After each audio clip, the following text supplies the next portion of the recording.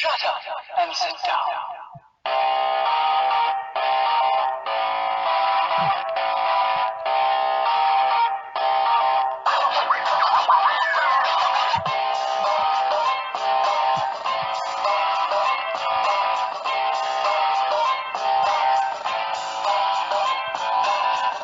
You are listening to Beyond Reality Paranormal Talk Radio. Get your paranormal on.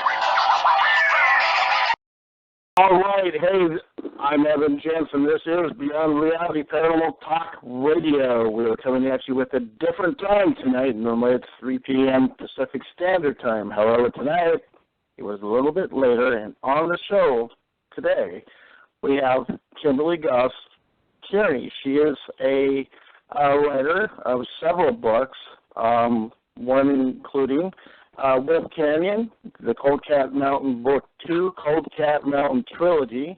We got Cold Cat Mountain The Peak. We got Cold Cat Mountain Grizzly Ridge. And my favorite, Dark Sasquatch, Wolf Canyon Cold Cat Mountain Trilogy, Volume 2. And also another book, Sasquatch, another favorite, Cold Cat Mountain The Peak. So we have Kimberly in queue with us. Along with us tonight will be psychic medium Joannie Mitchell, as well as horror author James Hershey Jr. I'd like to welcome you all to Beyond Reality tonight. Thank you. Thank you, brother. No need to thank you. Thank you for all coming and being part of the show tonight. And it's always a pleasure to have you guys on. It'll be the first time for Kimberly, and Kimberly, I really appreciate you taking the time out of your time to be on the show and to share with us the work that you do. I've had a lot of questions that I've had to field because you've got a pretty good following, and other people are curious now, and they're messaging me, and they're saying, hey, what does she write about? And they're asking me about your personal experiences in the paranormal, all this stuff. So hopefully we can bring through some of that stuff tonight. So that's our mission. One question, though, I'll start off the show with, and that is, what led you to being the writer that you are today? What experiences in life have you had that's really led you to being the writer that you are today? It's a pretty simple answer. I was in social work for a number of years, and I was diagnosed with trigeminal neuralgia a couple of years ago. For the audience and readers who aren't familiar with that, trigeminal neuralgia is it's a nerve disorder. It's a disease that it's also called the suicide disease. And in my case, I ended up in my neurologist's office with this pain that I couldn't explain. And he sat me down and he said, the problem is this came on from a trauma because your mind isn't shutting down afterwards. Whatever you're seeing in the field that you're working in, working with children, your brain isn't shutting off at night. You can't seem to reconcile that there aren't any answers or solutions sometimes, and this is where you're at now.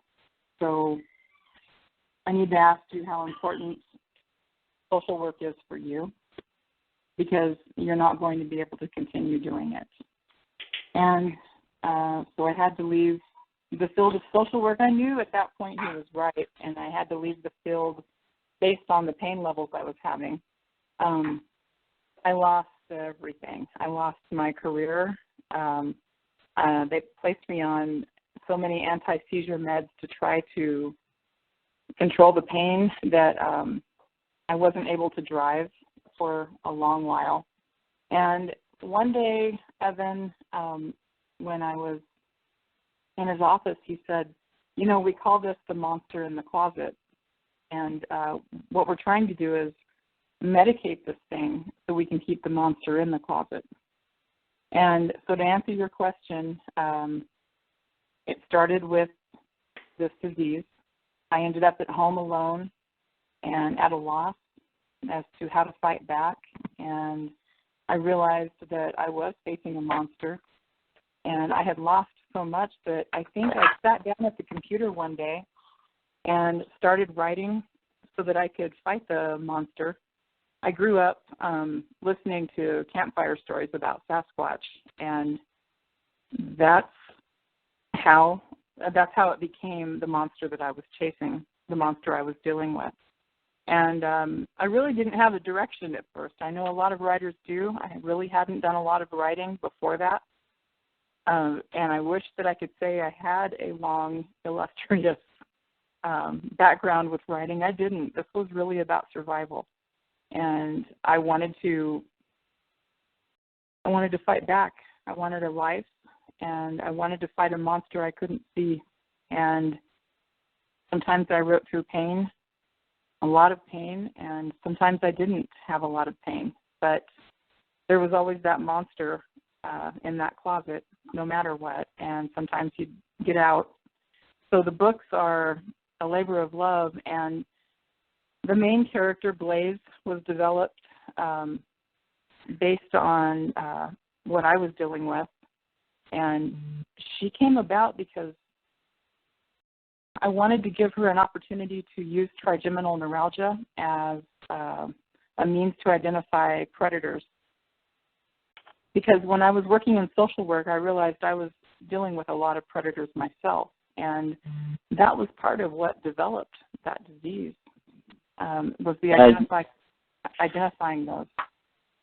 I certainly understand when you're talking about predators and social media. Good Lord, I feel you there. And when you're talking about, your symptoms and stuff, it sounds like, do you have MS? It sounded like MS almost.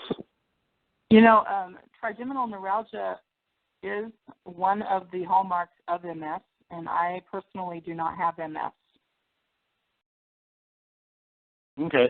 I was just curious. But yeah, please continue. I know I interrupted you, and you were talking about Sasquatch. Somebody asked me earlier, so I'll just ask you while it's fresh in my mind. They're like, does she really believe in Sasquatch? Because you write about it. And I said, well, I'll ask her on the show. So here we are, and I'm asking you. Here's my answer. I absolutely believe it is arrogant for us to assume that we know everything there is to know about this world that we live in. My father and his family were loggers in Oregon in the timber, and they have shared many stories about things they could not explain out there, especially on the hoot owl watches when they would go out early to go out there and log. And I do believe that there are things out there we cannot explain. I absolutely do believe that.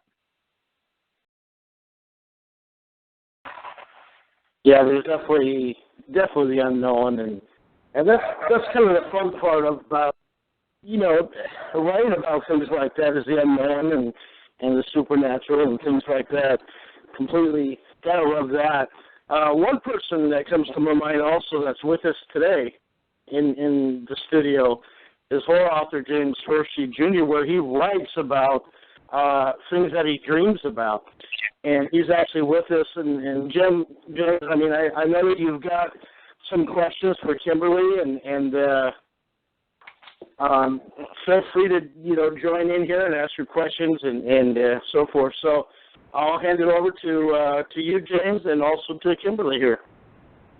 Hi, James. Hi, Kimberly. How are you? I'm good. It's nice to meet you. Nice to meet you as well. I'm kind of interested in your story because my wife was an athlete, and she was, a physical specimen. And then all of a sudden, out of nowhere, she was struck with just unbearable pain, and it reached a point to where she was literally bedridden for a couple of years. And we took her to every doctor. She had MRIs. She had all kinds of tests and scans and everything, and they never could figure out what was wrong with her. And I started doing some research on it myself online and stuff, and I know that's like famous last words. Everybody does that on WebMD and everything, and they think they're dying. But her symptoms fit a disease called fibromyalgia. And I took her to the doctor after I had researched that and brought that up, and they tried her on a medicine called Lyrica. And it made all the difference in the world for her. Now she's up and moving around again. She still has pain, obviously, but it's gotten her out of the bed and able to actually live a kind of normal life again. So, I mean, have you had anything like that?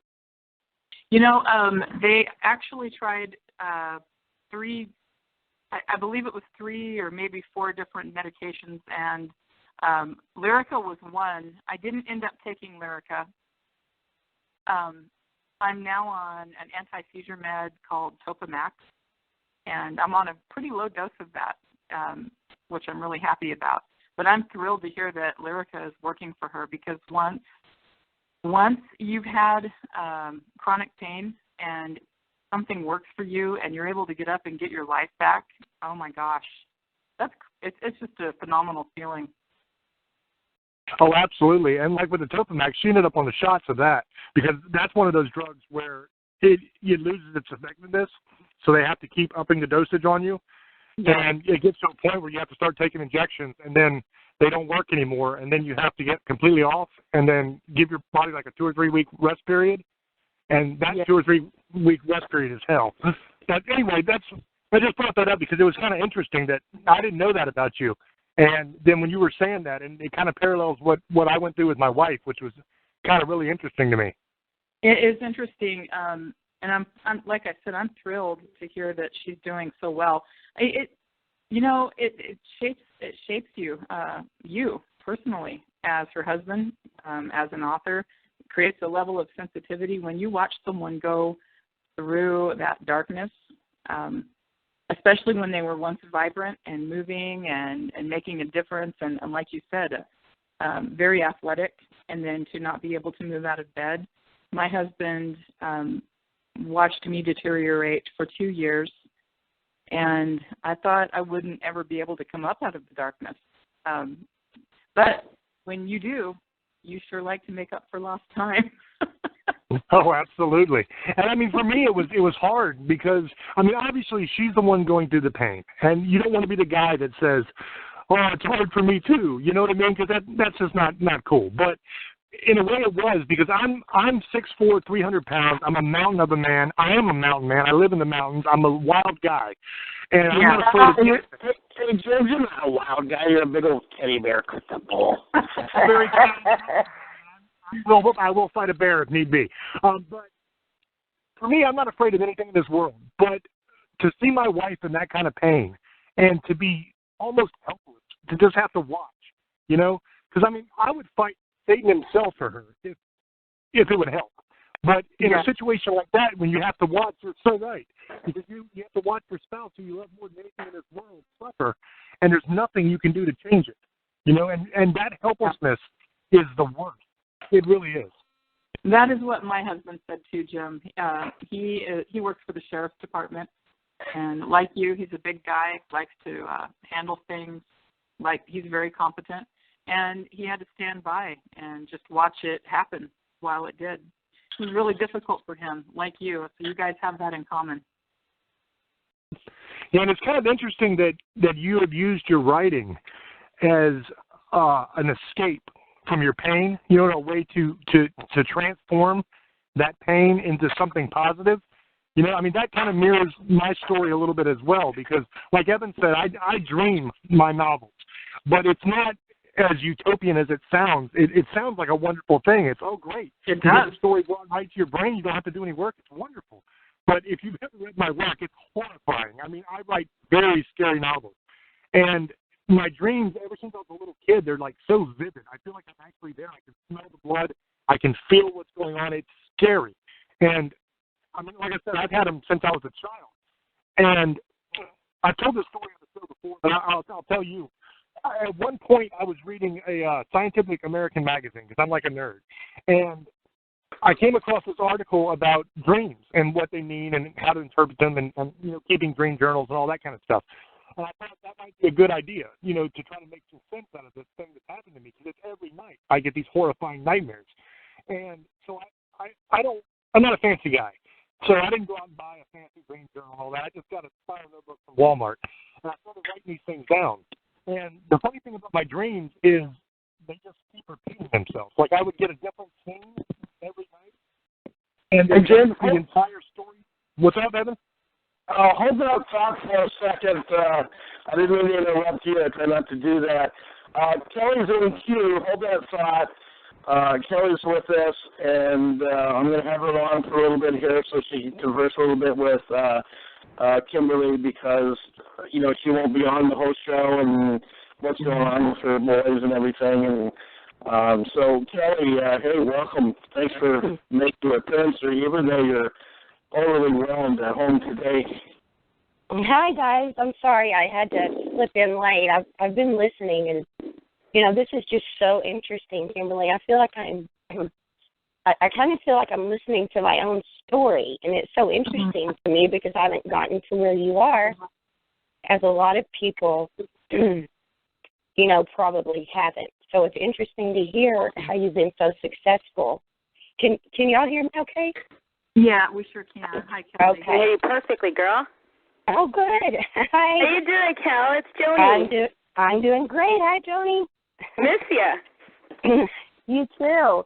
Well, I was listening, and, you know, I have MS as well. I have MS, which is a form, like you said. And, when you're going through something like that, I think, especially in the very beginning, when you're fighting those demons, and that's kind of what they are, those scary things, that you have no idea what you're fighting. It's just horrifying. You know, like you said, even getting out of bed and wondering how am I ever going to fit in again and how am I going to be relevant. And I think that, you know, what you said is just so inspiring about, you know, you just have to learn, you have to conquer these scary things and whatever it is that we don't know about. And there's so much with illness and disease and mental illness. That's something Evan and I were talking about today. I mean, there's so many different forms of things that we have to do and face. And, you know, and to be able to fight about it and set yourself free from it, I mean, that's just amazing to me. And I was really enjoying listening to this. It's really inspiring. So I'm glad to hear that. In the books, there's a lot of excitement in the books. And I live kind of vicariously when I write those plots. I live through that. I love the excitement of the plots. I really wanted to say that people who are fighting chronic pain, trigeminal neuralgia, MS, any fibromyalgia, any number of those diseases where you can't see it, so it must not really be there, because when you're in the store shopping, people can't see it. There isn't the pink ribbon like there is for breast cancer awareness necessarily, and breast cancer deserves the pink ribbon for sure. These quietly sort of hidden diseases, you know, it's tough because you look like you're doing fine on the outside sometimes, and you're sure fighting a battle on the inside. And when you're fighting that battle on the inside, I wanted everyone there that read the books to know that I'm there, and I've been in the dark. That's what I call it, the dark. I've been in the dark. I know what it is. I know what it feels like to be in pain 24/7, and I have been able to manage the pain pretty consistently for the last 9 months. So I feel like I have my life back. But you kind of live in a place, even though I'm a person of faith, you kind of live in a place where you're a little bit worried sometimes, like, how long will I have my life back? I agree. I may not have had MS, but I have been struggling with severe migraine pain for at least 2 years, where my neurologists, they can't understand why I'm having the migraines, but they certainly can measure it and see it. So to have people come and want to sit with me and talk with me and to do my reads and to do my work, some days I have to turn away, and they say, well, you look fine. And I'm like, but my brain is bleeding. And so, to try to continue walking forward, doing the things that you need to do, you're suffering inside, and you don't know how many days you've got. Is it going to be 3 days of no migraine pain or physical pain, and then it comes back? So it's something to be said when you're sitting down and you're reading something and you know that person understands where you've come from. It feels good to know that you're not by yourself in this. It does. You have to try that date piercing. Seriously. I've been told about that. On the part of the year. My wife got it, and my niece also got it. They both suffer from horrible migraines almost daily. Oh, that's me daily. I mean, I just came from the neurologist yesterday, and they've given me a different medication, and I'm like, I think my body's going to give out because all the medication I take, I mean, my kidney and livers must be dying right now, and they just can't understand how to fix it. So it's a day-to-day struggle and not knowing how to get better and trying everything. And I've just recently been told to do either Botox injections or get the tragal piercing. Yes. Yeah, that piercing in your ear, it works wonders. I've seen it actually work for several people that I know. Really? Wait, did you say travel piercing on your rear, or was that ear? Ear, Evan, come on. They call it a date piercing at the piercing shop. It's right in that middle flappy area of your ear, and it works wonders. It really does. You got to forgive me. I'm 50 years old. My hearing goes in and out, so. You're too much. I love it. Well, What a place here to talk. Can you imagine people coming in and asking them to pierce their down below junk? I got a migraine, really. It's not pleasurable for me. But can you pierce this? Well, that would be hilarious. Oh, my God. To a man that doesn't have any tattoos, no, I run from needles. No, thank you. Well, I think that's one of the things in the beginning when you're diagnosed with anything, any kind of pain, or I think that you start fighting things in the very beginning before you even know what you're fighting. Mm-hmm. They're like, here's all this stuff you need to have, and you need to take this, and you need to take this, and you need to do this, and before you know it, you're fighting more than just the disease. Yeah. Then you're fighting, and there's so many things. So to hear you say that you found this balance and how to not just manage the pain, but how to manage. It's almost like a spirituality. And that is just, that's just so inspiring. And I think a lot of people, like when Montel Williams came out with the book right after he was diagnosed, he said, I sat in the closet with a gun when he was diagnosed with MS. He wrote 3 books, and he said, and this was the first thing I ever read about it. He said, I sat there, and I was too afraid to pull the trigger. So then I walked out in front of a bus. I was too afraid to do that. Because he said, so I had to come to some kind of, realization that I'm going to have to deal with this.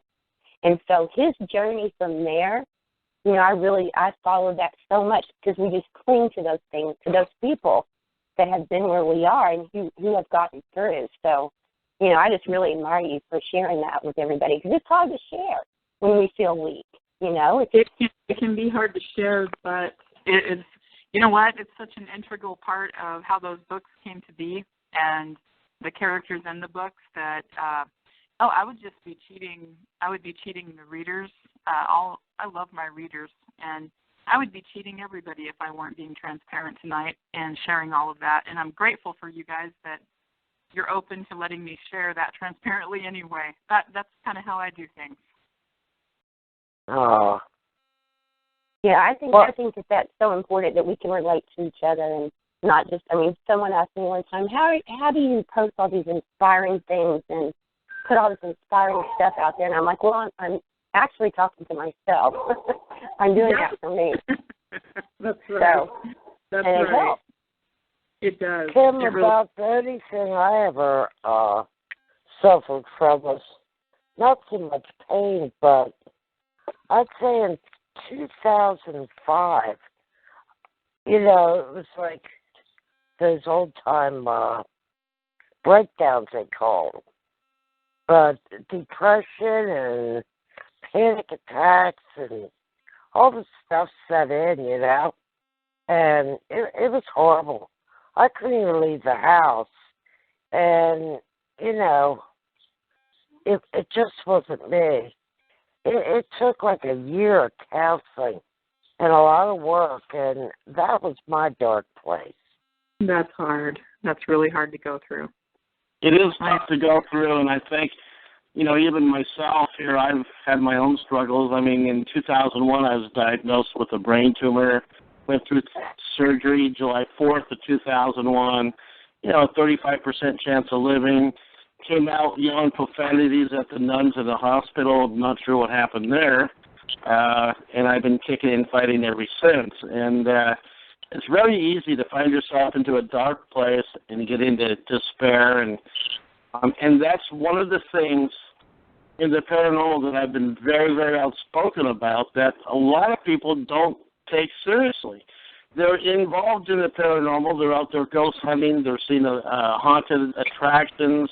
They're doing these things where they know there may be really dark, evil or malevolent spirits or even demons, and they don't think anything of it. But given the actual age of people involved in the paranormal, we're not just talking about somebody that's always in good health. I mean, your average age of somebody in the paranormal is between 30 and 50.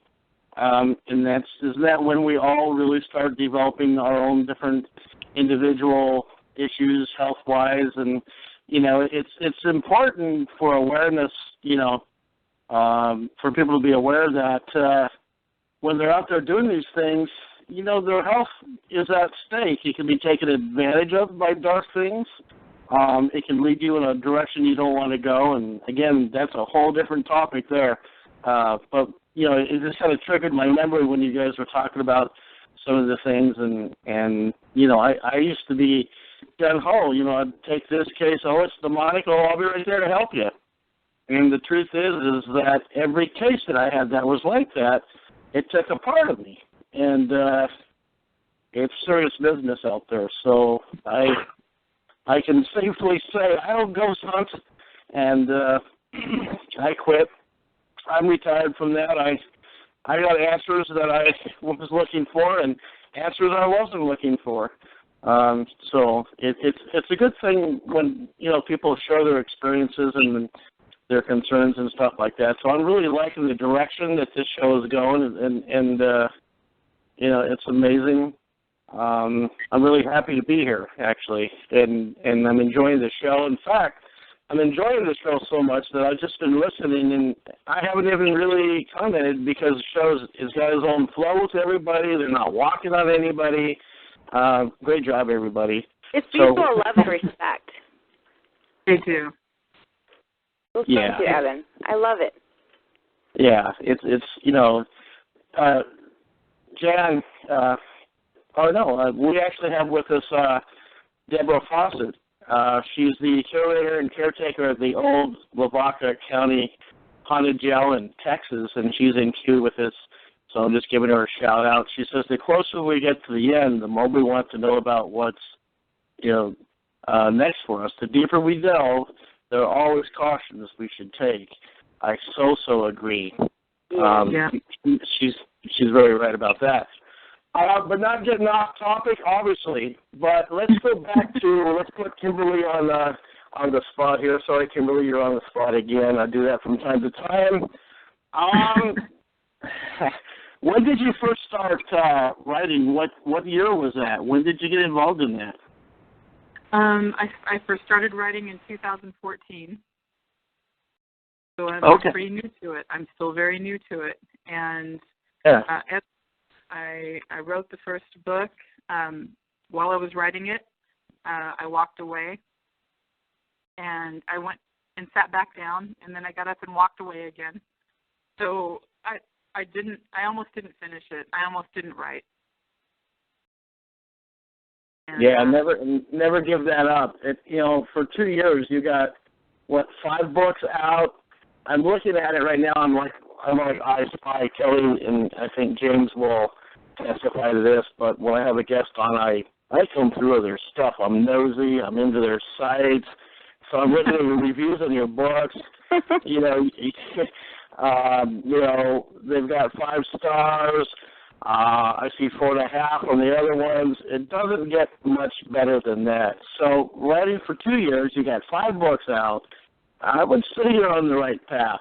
You also have another book coming out, don't you? I do. I actually have, so here's the story real quick. I have 3 books out, and I accidentally was able to put together this crazy, awesome team. I have an editor named Diane and a social media manager named Krista, and I have so the trilogy, the first trilogy, the Cold Cat Mountain trilogy is out, and I'm starting a new trilogy called Hell for Certain. I just ordered your book on Amazon for the Dark Sasquatch. I'm sorry? Yeah, I see it. I see the Dark Sasquatch now, Wolf Canyon, Cold Cat Mountain Trilogy, Volume 2. Mm-hmm. Very, very cool. Very cool. So, Hell for Certain, what will that be about exactly? I mean, the title is pretty self-explanatory, or is it? It isn't, but there is a promo video that will help some of the listening audience who are curious. If they go to our Facebook page, I have an author's page that's out there, and there is a promo video for Hell for Certain. And Hell for Certain is, I guess, to describe it pretty succinctly, it's a sort of steampunk take on a woman who is a predator of a new kind in Kentucky. She's taken control of the town, and she's using very dark, evil magic to control the town. And so just knowing that little bit about the town itself, there's one way into the town, and that is to use a train. You have to use a train to get into the town and go through a tunnel. So it's very isolated. And she has apprentices.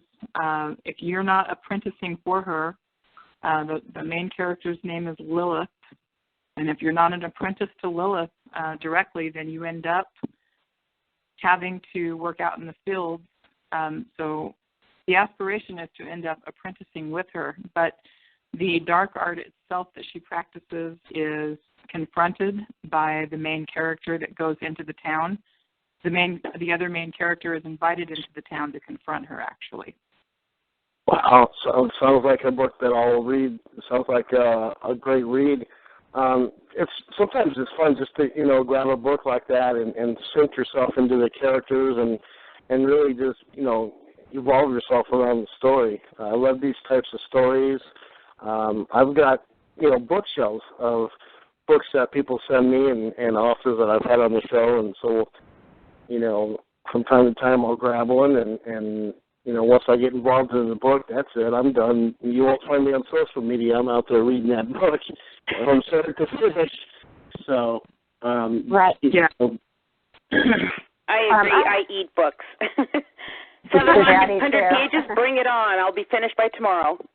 Exactly. I wanted to ask, Kimberly, I wanted to ask one question about your writing, if you don't mind. When you said that, you went through your dark period, did you find when you were writing that if you had not embraced that you wouldn't have arrived at that light part? Like almost you had to embrace the dark to get to the light? Yeah. I mean, is that... You have to know, I believe that is true. I think I understand what you're asking, and I do believe that, you know what, you do have to go through a certain amount of darkness before you can appreciate the light. That is the truth. And in order for you to write anything dark, it helps to have been there, although I sure do not like the idea of returning. Exactly, but it was almost, in the end, like a blessing just by maybe acknowledging it and letting it go so that you could. Because I think there's so many medications, speaking up, and, things that doctors will say, this is wrong with you, so you need to take this.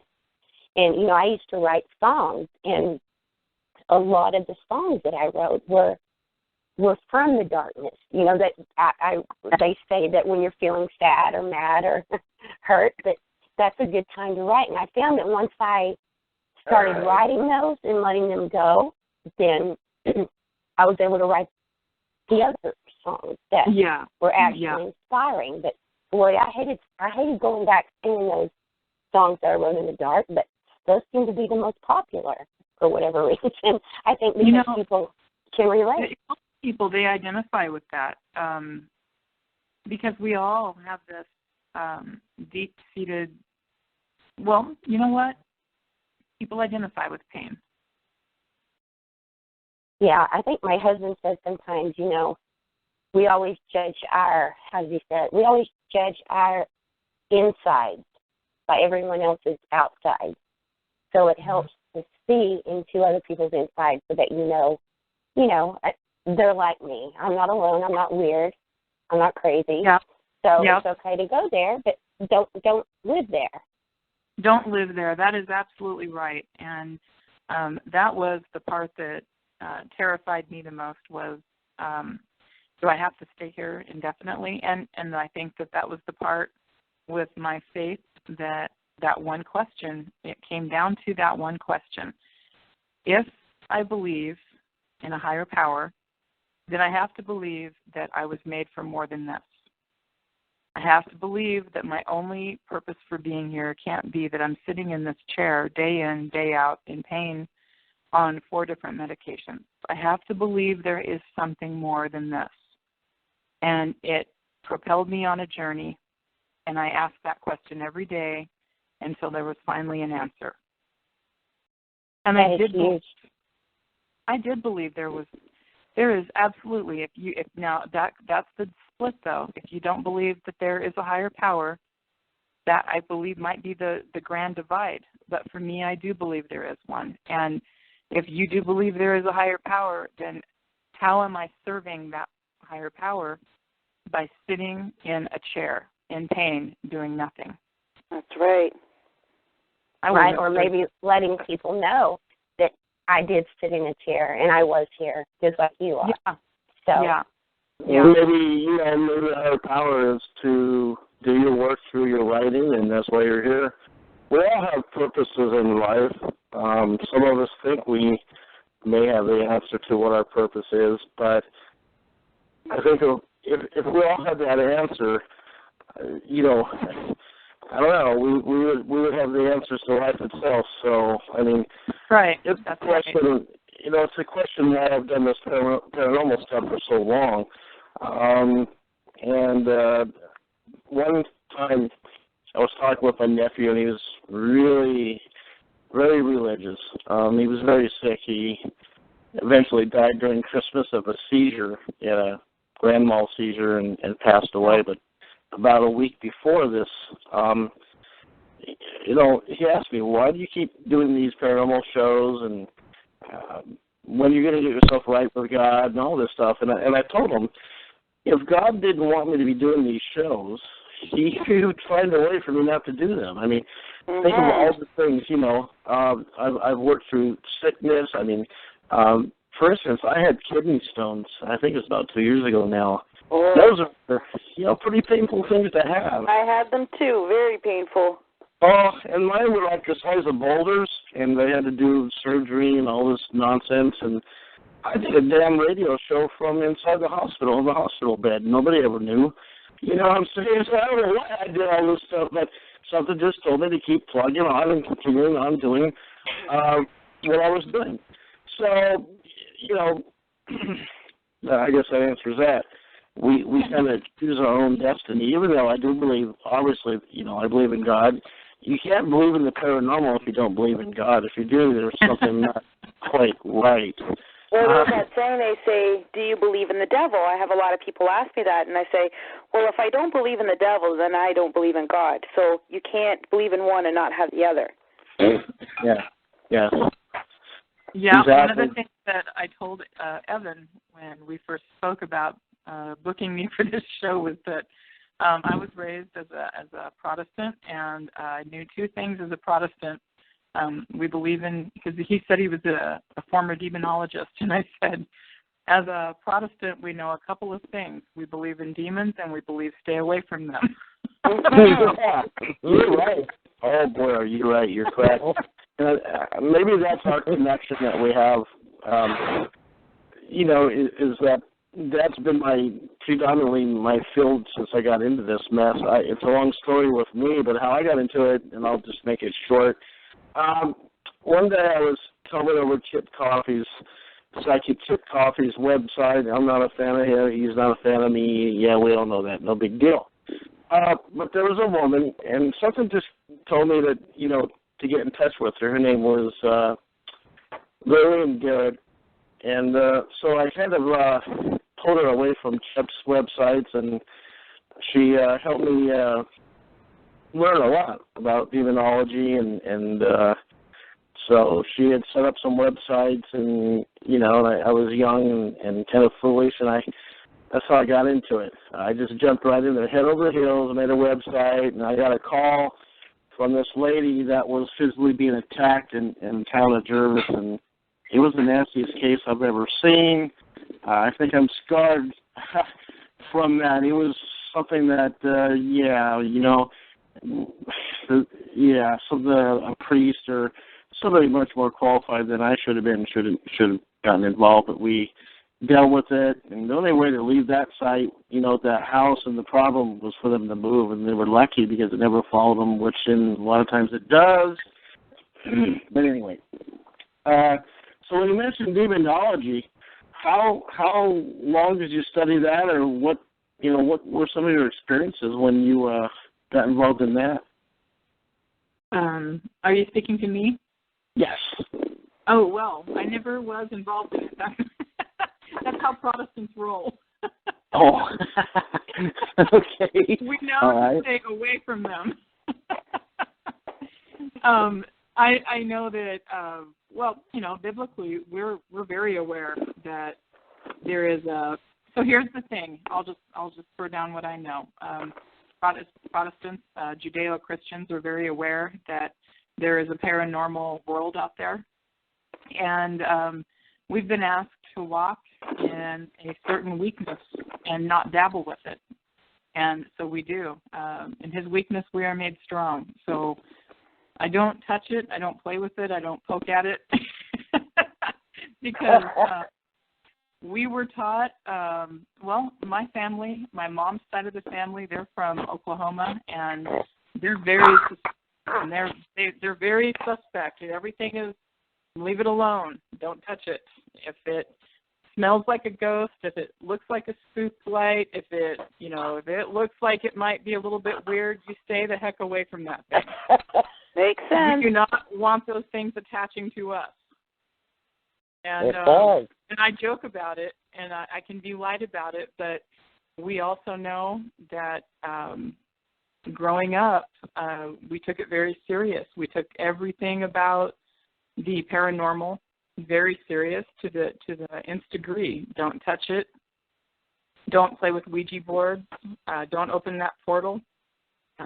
Don't play with things that would invite a demonic presence, because we knew that we did not have the education or the means to control that.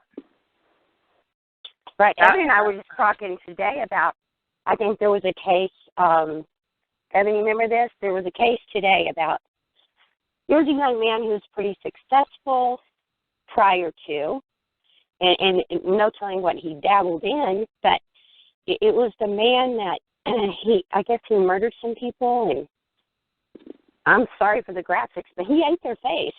And oh, my goodness. He said, it's in the news. It was in the news today. It was a top story. And he said that he had just left a demon, and that he doesn't remember anything about it. And he was a, straight A student. He was a great, athlete. And this just kind of hit him. And I told Evan, I said, there's a lot that we don't know. Mm-hmm. And going into something like this, you just, if you're looking for answers, fine, but you got to be really, really careful, because you never know what you're going to tap into. It will take you. It really will. Well, yes, and I've listened to some of your other shows prior to coming on here, and one of the things I liked in some of those other shows was you guys have encouraged in the past for people to be really respectful and to know what they're doing and to be aware. I really appreciate that, because I think there's a lot of curious young people out there that, could go running off into the horizon and jump into it and not know. And that's bad. Yeah, and Hollywood kind of makes it seem like they glamorize it. Yeah. For sure. You see a lot of youthful people getting in there, and they're taunting the demons. They want some kind of evidence, and they're going about it all in the wrong way. Absolutely. Yeah, and you see a few, you see a few things, animal-looking things, and it's like, I'm done. I'm out. I don't need any more answers. They're there, and that's all I need to know. Right. I like to be able to go to sleep at night and know that there's nothing in the house watching me while I sleep. Well, when you do the work that I do, you'll know that there's always somebody there. Oh, I don't want to do that work, Joni. No, and, I've done that before, and I think I'm going to go on my last official this weekend. And I'm like, I've got the answers I wanted. Yeah. There is life after death. Yes. We don't know, and we're probably not supposed to know, and it's just, that may be my Southern Baptist background, but I got my answer. There is life after death. You can talk to them if you want to, but sometimes you don't know who you're talking to. That's and so I'm good with that. We're done.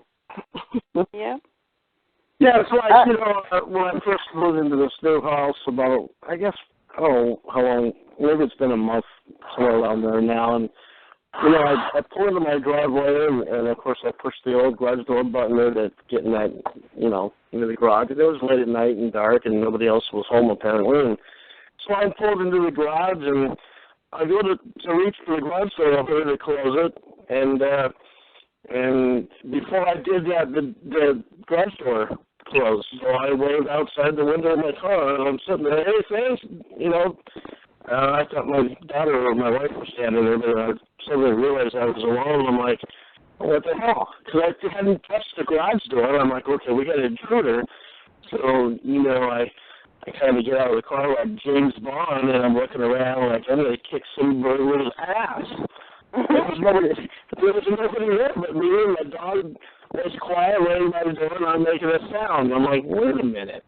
So I'm looking in closets, and I get inside. I'm looking in hallways. I'm looking in all the rooms. I even looked under my bed. I'm like, good God, there's got to be somebody here. I wanted to find somebody. There was nobody. So the next morning I say, I'm going to call the garage door people and ask them if there's sensors on here that, after a period of time, they'll make the garage door come down. And when I called them, they started laughing at me. They're like, there's sensors on there, but they're only built to, if the door is coming down and you're anywhere under it, it'll automatically go up so it doesn't damage property or hit you on the head or whatever. He said, if the garage door is up, there's nothing that we have installed on there that would make it go back down unless you push the button. And I'm like, great. So this happened actually twice. So, and then some weird things started happening, like our dormer doors had opened outward to the other living quarters, the other living room. We're stuttering really bad one night, and I'm like, the cat's doing it, or the dog's doing it, or something. There's something they're doing, and no, there was nothing. And that's the only thing that we've had happen since we moved here, thank God.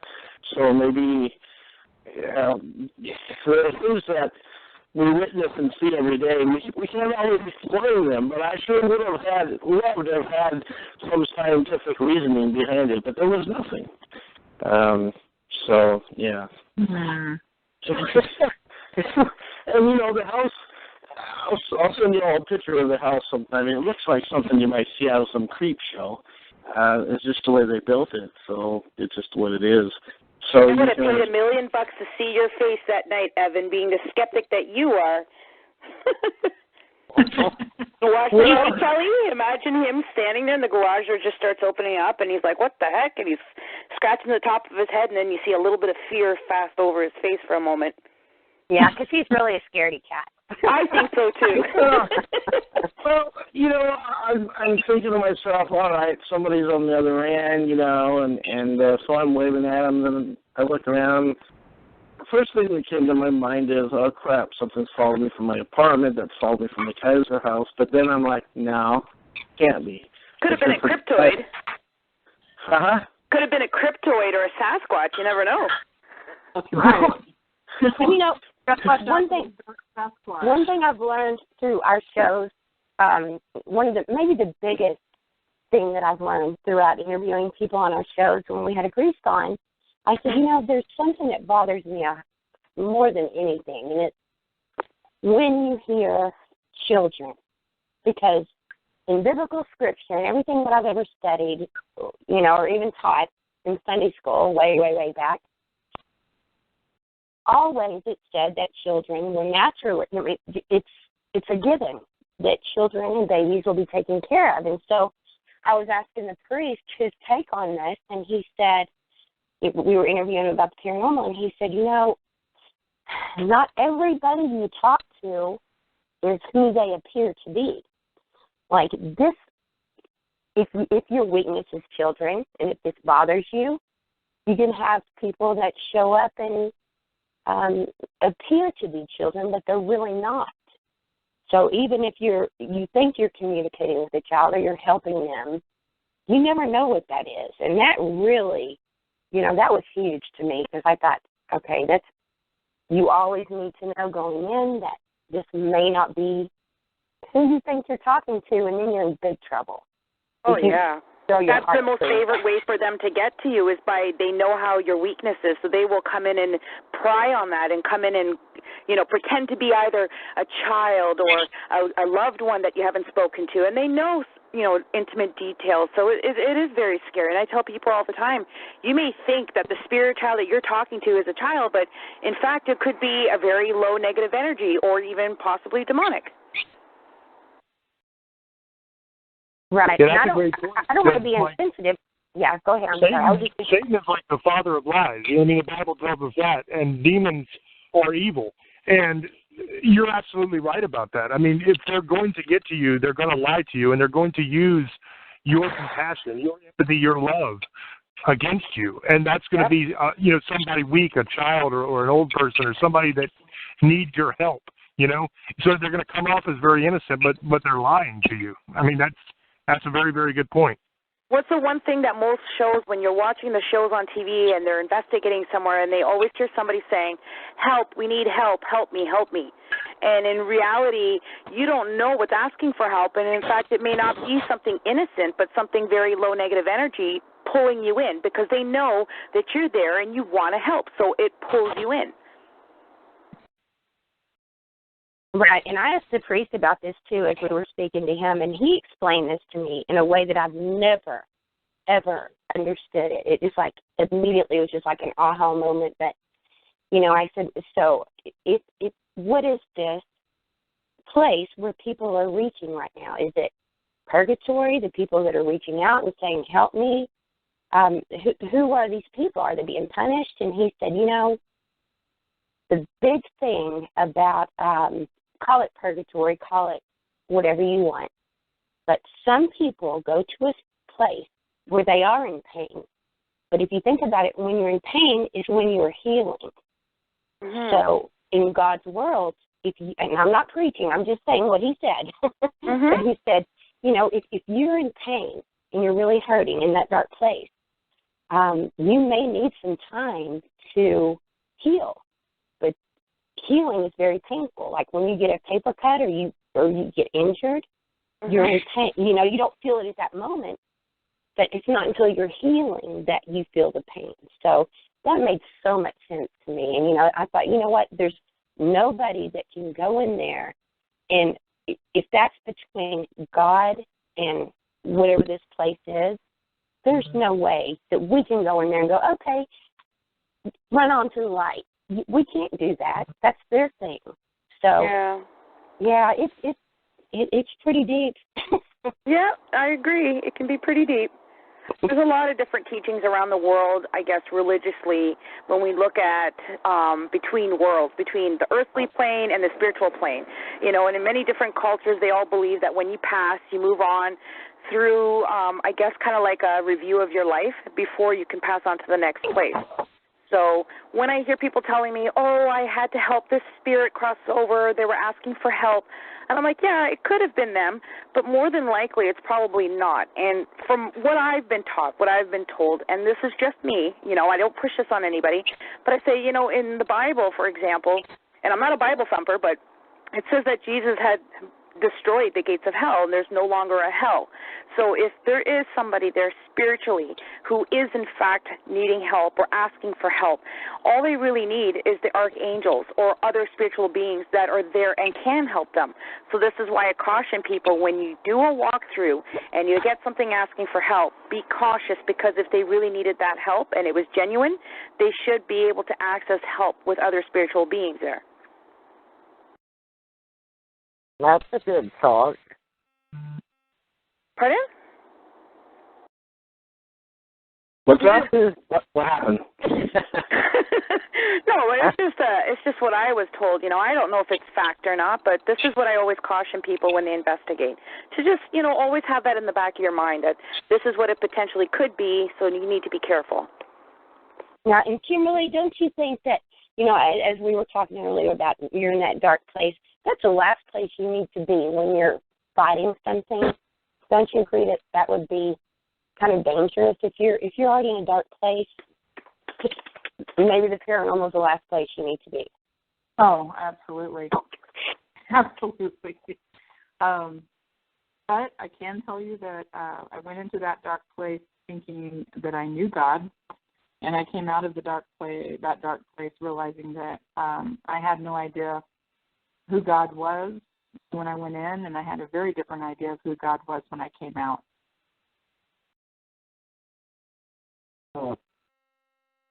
Hey, why is it all quiet all of a sudden? Well, I have an interesting question if you guys are ready for this.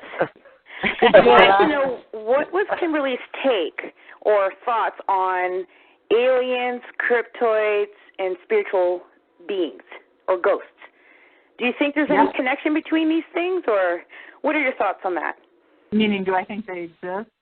Yeah, like, do they communicate with each other? Do aliens see ghosts? Do they, is it something that those two worlds can meet together? Well, I read once that Einstein had a theory on different dimensions, and that he said we live and dwell in a certain number of dimensions, but there are more than the number that we live and dwell in. So what is happening with those other dimensions? And that is my question. What is happening with those other dimensions? And I am not smart enough to know what is going on in those other dimensions, but as a person who was raised in church, I'm well aware that there is a vast world going on around us. Mm-hmm. And I believe that with all my heart. We would be very arrogant, and it says that in the opening pages of my very first book. We'd be extremely arrogant to think that we knew everything. And that we're the only beings. Yeah, because in the opening pages of the first Cold Cat Mountain, Volume 1, it says, there was a point in time when people were made fun of, the sailors were made fun of for coming back with tales about the Kraken, these huge octopus-like creatures with tentacles that were reaching up to the sides of the ship, and they were coming back and drawing pictures. And there were legends from the deep Amazon, the Congo. Readers that are listening and have read my trilogy know these stories because they're in the books, but they're facts. And there were legends about missionaries and other people out in the Congo who had witnessed or had talked about seeing apes that were actually meat eaters. And they were coming back and talking about those things and saying, no, it's true. We've seen them eating catfish. And so finally, a scientist took a team and they waded through miles and miles of water in the Congo that was knee-high at some point to go in and find that particular group of apes, and they found them. And when they did find them, they were eating a jungle cat, and those were the billy apes. So they found the giant squid just a few years ago. The billy apes have been discovered. Cold Cap Mountain is called Cold Cap Mountain because of the snow leopard that the story was centered around. And snow leopards at one point were thought to be a myth. So I believe that we need to check our arrogance at the door. I agree. I think too many people have the thought or illusion that we are the only things that exist, and anything outside of that is fantasy or make-believe, or that you're nuts to think past this. So I definitely agree with you. Thank you. I just we need to be careful. If you look at the parallel universe theory, okay, that states that there are an infinite number of dimensions that are layered side by side. And in those infinite number of dimensions, there are an infinite number of possibilities of different universes of things that are going on. So in other words, in this universe, we have our life now. In a parallel universe, we might have our same life except for JFK wasn't assassinated. Or you didn't pick a Whopper, instead you picked a Big Mac. It would be a different universe. That's an actual theory that scientists are working with right now. And what I personally think is when you have these hot spots that have a lot of activity, paranormal activity, demonic activity, all that, what we're actually seeing, I think, is a point where the barrier between the dimensions is thinner than at other points on the Earth. So you're getting a little bit of crossover imaging. You know what I mean? Yes. I think some of this haunting stuff could be creatures from another dimension. Yes. Our dimension through a thinner layer of that interdimensional barrier than what happens in normal places. And this is often my question to people. It's exactly what you just hit the nail on the head. Yeah. I love that. Thank you, James. Well, I want to interrupt you for just a moment. We'll take just a couple moments here. There are, I don't know what happened today, but there are more people listening to the show than since when Kelly and I started doing these shows together. Maybe we just got lucky. Maybe our show's getting out there more. But that's why we're having a little bit of interruptions and some delays and things like that. The amount of listeners, and I don't normally brag, but I think tonight we should, pat each other in the back and take a high five here, because there are so many people listening that it's actually clouding the platform, and it's the first time I've ever experienced that. So anyway, I just wanted to, mention that. For those that have tuned in maybe a little late, I've had a couple of comments in my personal chat box on Facebook saying, some people are going in and out, and so I've explained to them what's going on.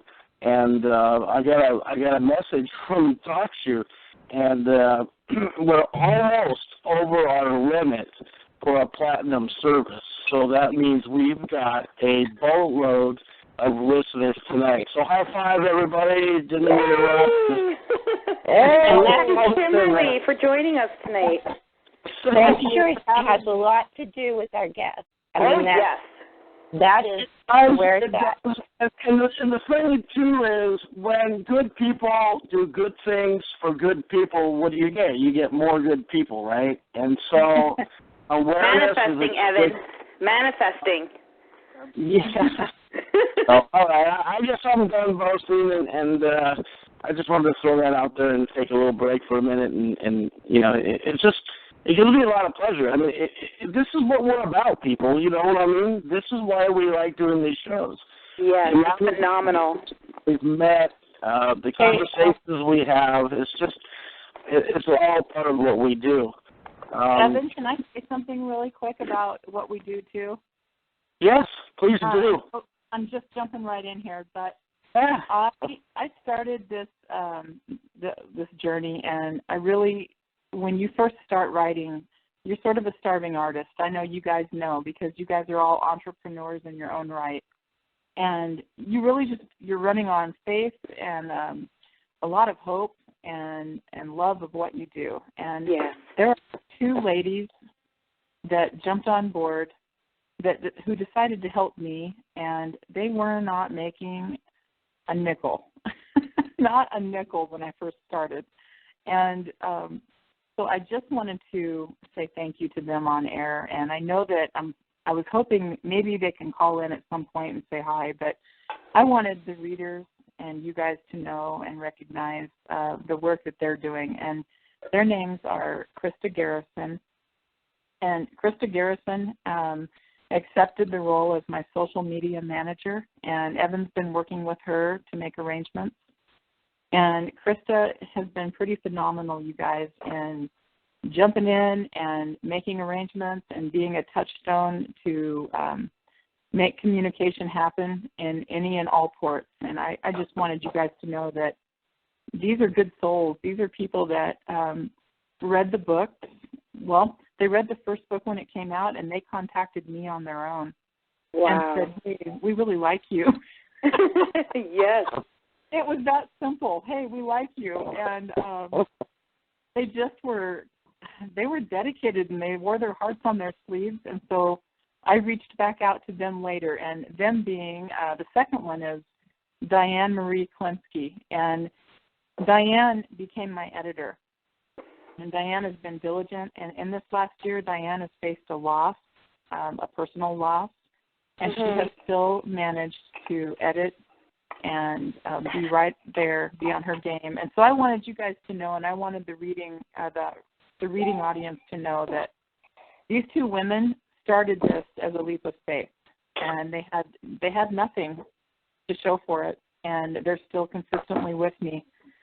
I think that shows something about, we live in a rough world. Yeah. Not very often do you end up with somebody like that on your team. Oh, it's a blessing. It's a blessing.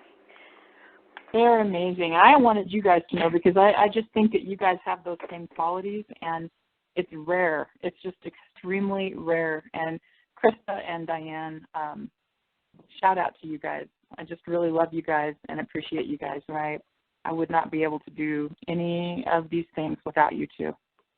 And for all of those here in the paranormal field, we want to thank Krista and Diana for being such wonderful beings, for sharing your love and your passion with Kimberly and helping her share her story. So we do want to say thank you for that so much. And it would be great to hear you guys. If you can call in or anything like that, we want to send you so much love. And thank you.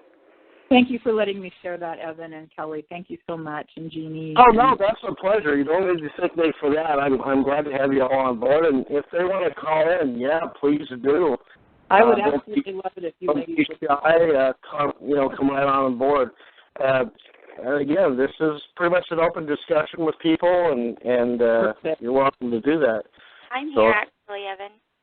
Huh? This is Krista. I'm here. Hi, Krista. How are you? I'm great. How are you tonight? Great show. Good. I'm doing good. I'm glad you were able to call in without any problems.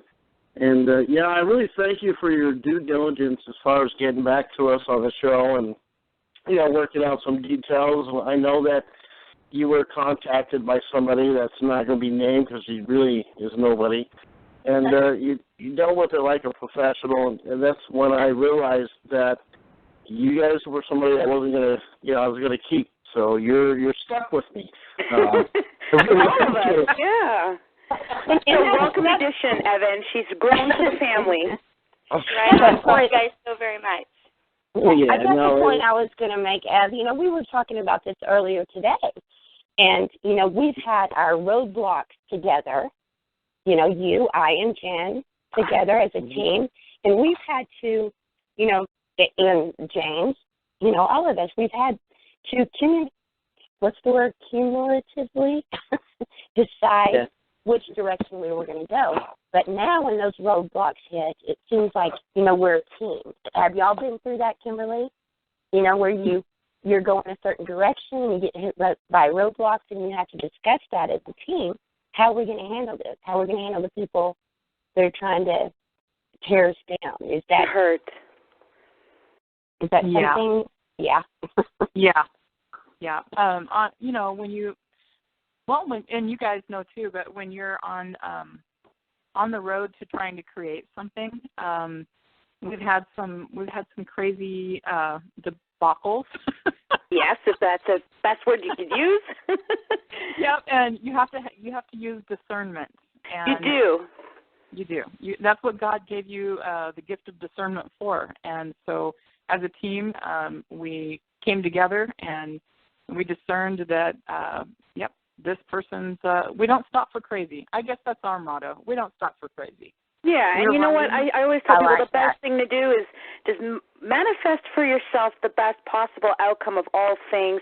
Don't think about the negative because that will just attract more. You guys are beautiful people, and you know what? You just keep reaching for the stars and let them see how far you go.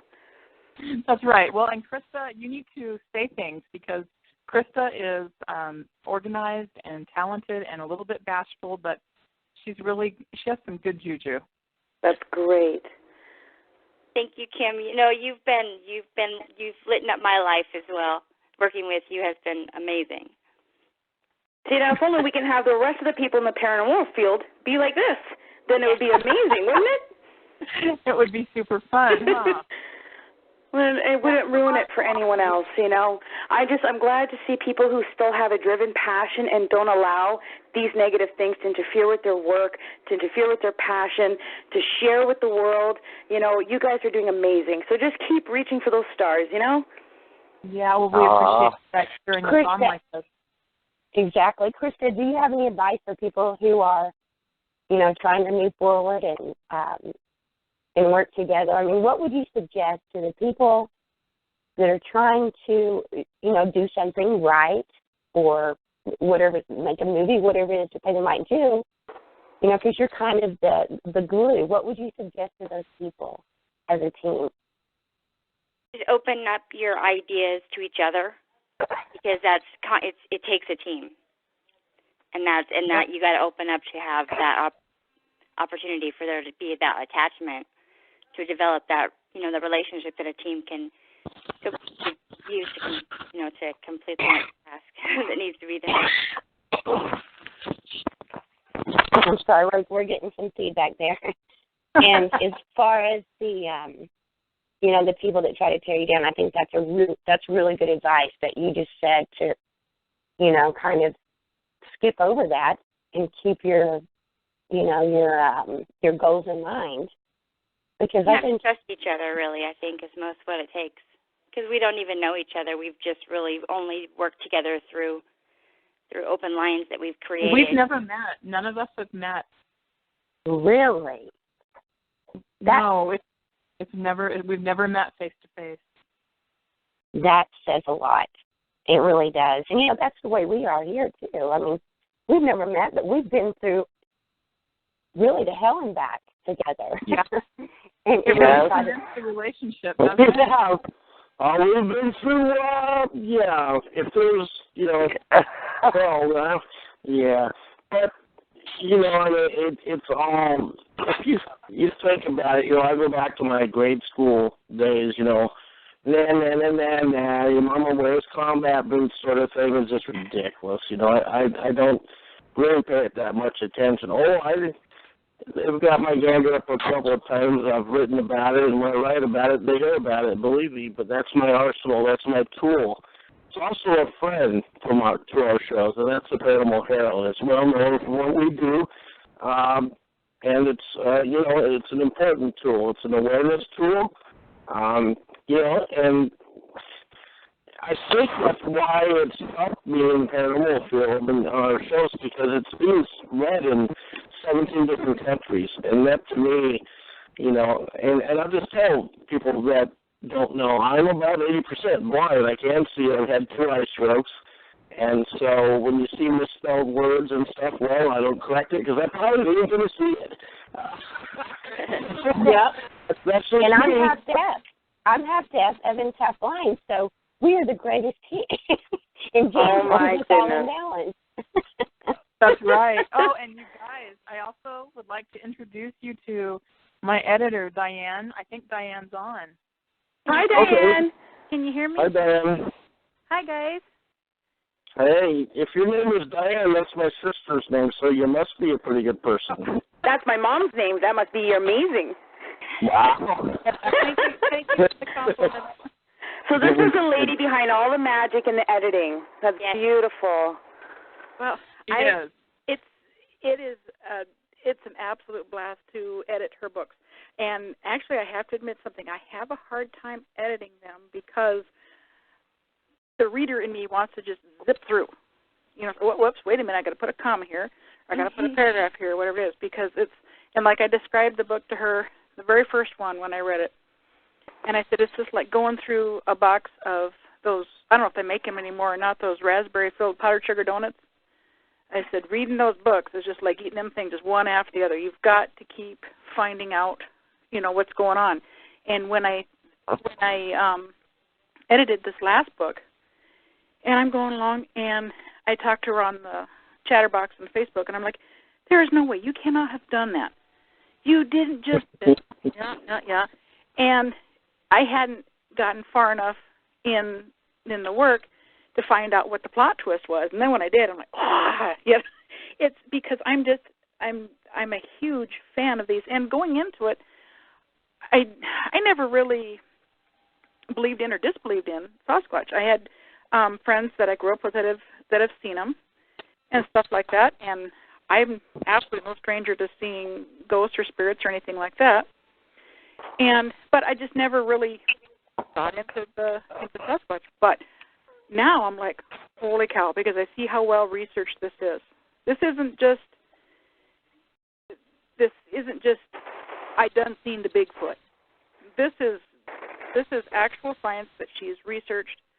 It's really, really well written, and it comes across as well. It comes across as well written because it is. It's well researched. It's not hokey, and that's the thing. You know, there's been so many people out there that, you know, that have kind of given that part of the paranormal a bad name, and this, I'm hoping that this series here is going to help reverse that, because the suspense is nuts. It is absolutely nuts. I will read till my eyes hurt. And that's, it's like, I got to find out. Okay, one more chapter. Okay. One more chapter. So, yeah. So I paid Diane a lot of extra money to talk really pretty on her tonight. He's full of crap. No. No, this is my honest opinion. It is a wonderful series, and my mom was so supportive of this whole thing. Actually, Kim's husband is a cousin of mine, but I haven't seen him since he was probably 9 or something like that. And so my mom would be his aunt. So that's kind of how we know each other. But yet I have, like Kim said, we've never met. So this summer we're going to meet.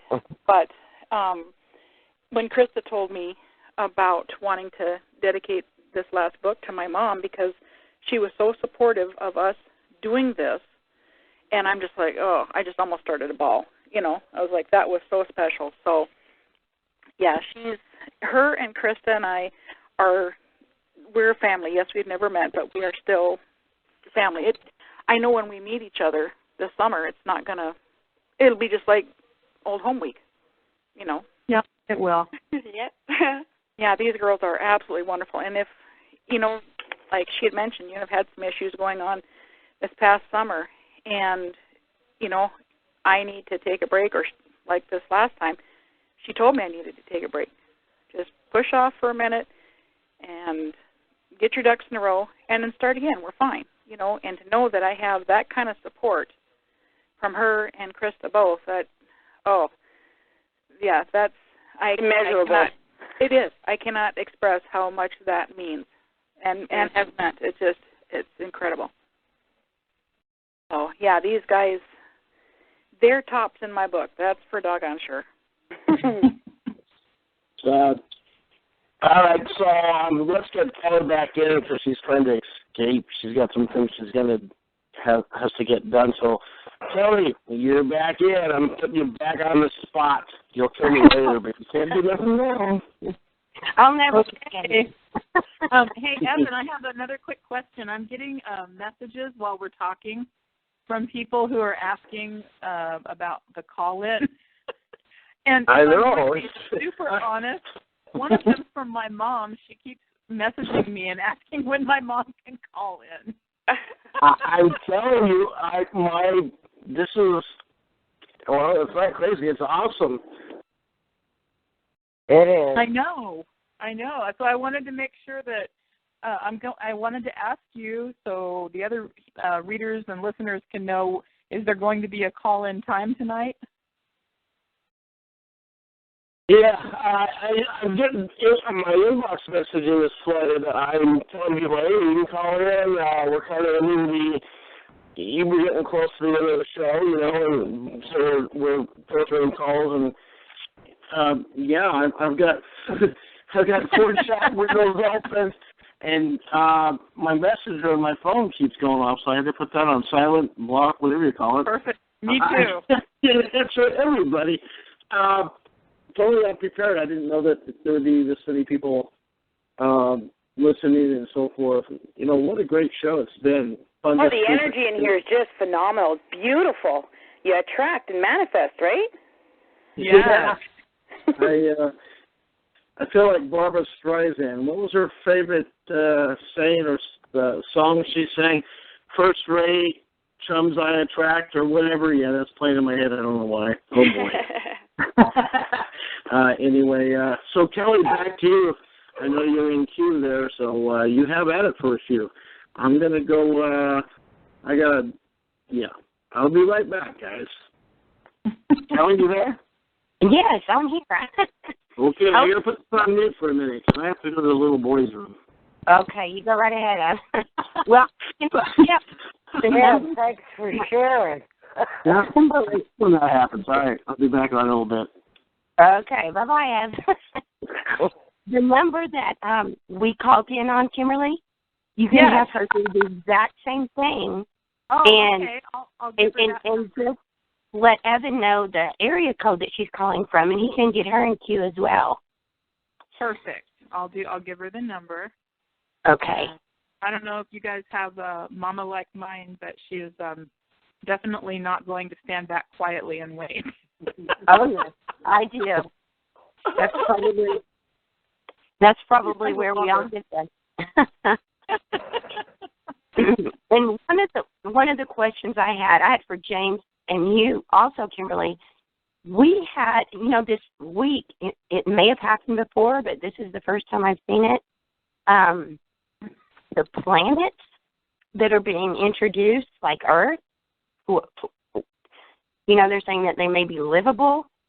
How you've written, you've written about things like this. What's your opinion on this? What do you think? About the livable planet? Yeah, they've discovered, 7 new planets? It's amazing. I think that if they had an opportunity to put us to sleep for about, 120 years and shoot us off to a planet and wake us up so that we could pioneer and start over, I would be all about it. Exactly. I'm wondering, there's so much, I don't know, it's just like evil versus good. So much of that right now, everywhere. I have a shaman my husband works with, and he was telling him, it just seems like our planet is in such a state of combativeness, of good versus evil. And I was thinking, how many people would actually get on that train? I think there'd be a lot of us, because we've exhausted each other. We're fighting each other. It's just, it's a nice thought. It's a nice thought to do something else. Yeah, the sad thing was, it would be a multi-generational trip, Like, the technology for long-term stasis like that, we're at least 100 years away from that. So if we were to make a journey like that, it would be, we would get on, and then our kids would have kids, and then their kids might actually get there. You know what I mean? So it would be like one of those multi-generational deals where you just hope that one of your ancestors get to actually make it to the planet and hope that the probes were right and that it is livable, There's a lot of science that has to go on before anything like that could even be possible. But the idea of going to other planets is something that NASA's been messing with for a long time. They actually have a mission planned to go to Mars and set up a colony there and set up actual little biospheres and everything. And they've talked about terraforming on planets in the outer realms of our solar system and beyond, to where they can actually change the environment of the planet to make it livable for us. So, that's super exciting. But finding the new planets that can actually support life now is sweet, but the problem lies in actually reaching them. I mean, that's why I agree with Einstein. I mean, his theory was that if you could generate enough force into a singular point in space in the middle of the line between the two destinations, you could actually bend space and arrive almost instantly at your destination. Now, the trick is, how do we apply that kind of force? You know what I mean? It's for people a lot smarter than us, I guess, to figure out, but it's definitely intriguing. Hey, James, this is Evan. I was listening. Hey, you're fading in and out. Can you move to a different area just to see what happens there? What's that? You were fading in and out earlier when you were talking. We only heard, like, part of what you were talking about. Yeah, it keeps cutting in and out. That sucks. I'm not, like I said, I live out in the mountains, so I'm not near a city. Yeah. Can you hear me? Sasquatch territory. Yeah. How's that working for you, James? Get any visits lately? I actually had a sighting one time. I was outside of my house, and it was back when I used to smoke cigarettes when I was a little bit younger. And I was outside smoking, and I looked up at the barn, and I thought there was a giant bear beside this tree by the barn that was standing up on its hind legs, because it was enormous. It was like almost 12 foot tall, and it was just really, really wide. And the only thing I could think of that could be that big would be a big old bear standing up. So I took off running towards the bear, clapping my hands and yelling to try to scare it away, because I didn't want my wife to come home and then the bear to attack her or anything. And the thing turned around and took off running. Wow. So it didn't grab down to all fours and run. It like ran like a human runs, like a track guy would run. And oh my goodness! Oh crap!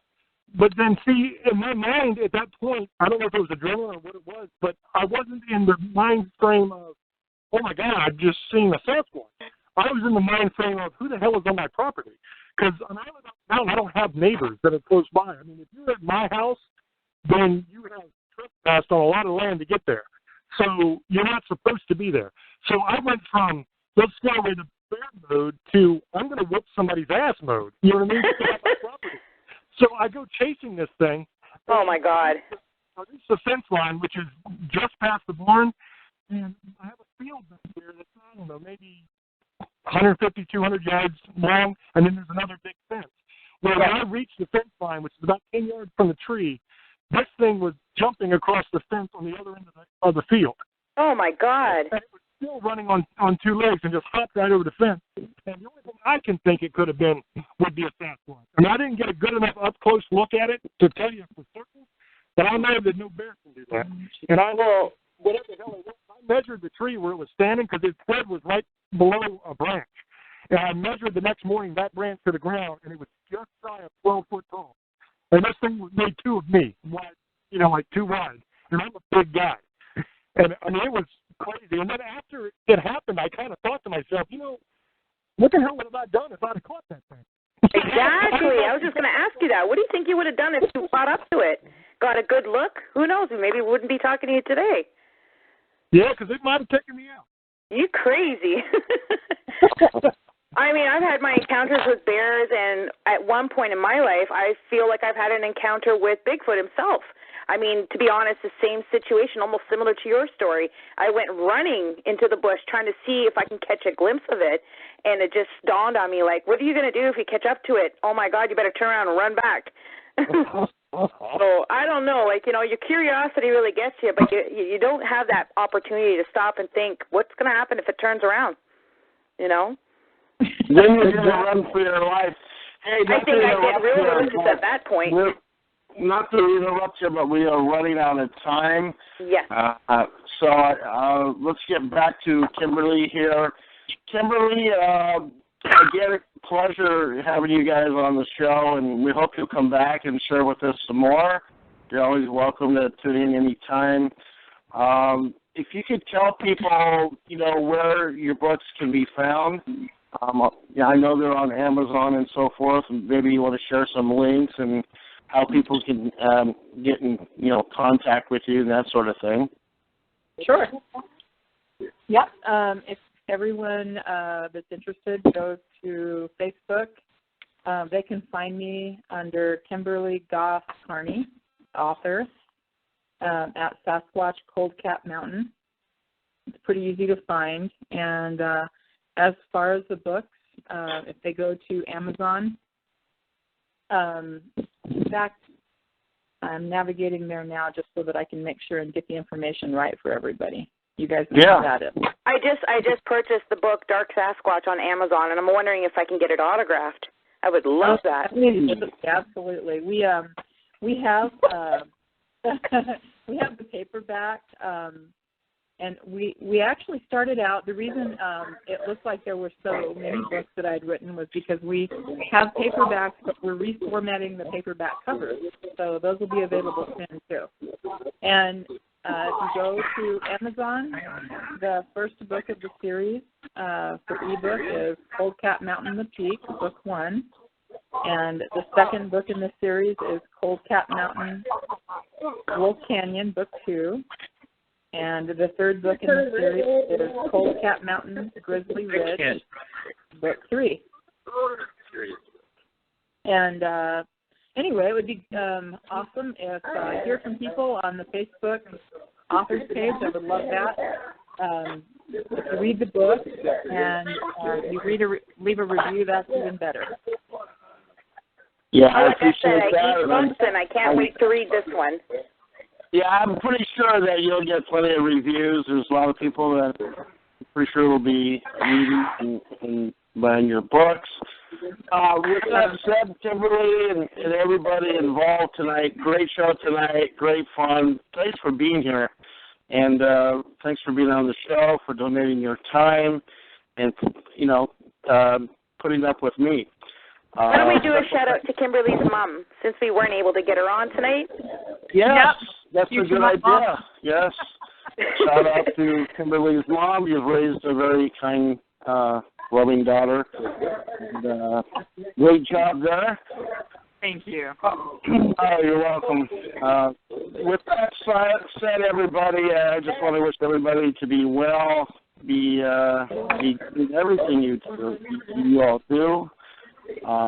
Again, thanks for being part of Beyond Reality Paranormal Talk Radio, and we'll be looking for links and actually to have you all back on again. Maybe you can all join us if you'd like next Tuesday, 3 p.m. Pacific Standard Time. Will be a very important show for us too. And as they say, just keep doing what you're doing. Keep up the great work. It's definitely appreciated. With that said, everybody, I want you all to have a great night. Enjoy the rest of your evening. And again, thank you for being part of Beyond Reality Paranormal Talk Radio. It was a great show tonight. Well done. And with that said, it was good to talk to you, Jan and Kimberly, Diana, Christine, to Kelly, to James, and especially to our awesome buddy, Evan.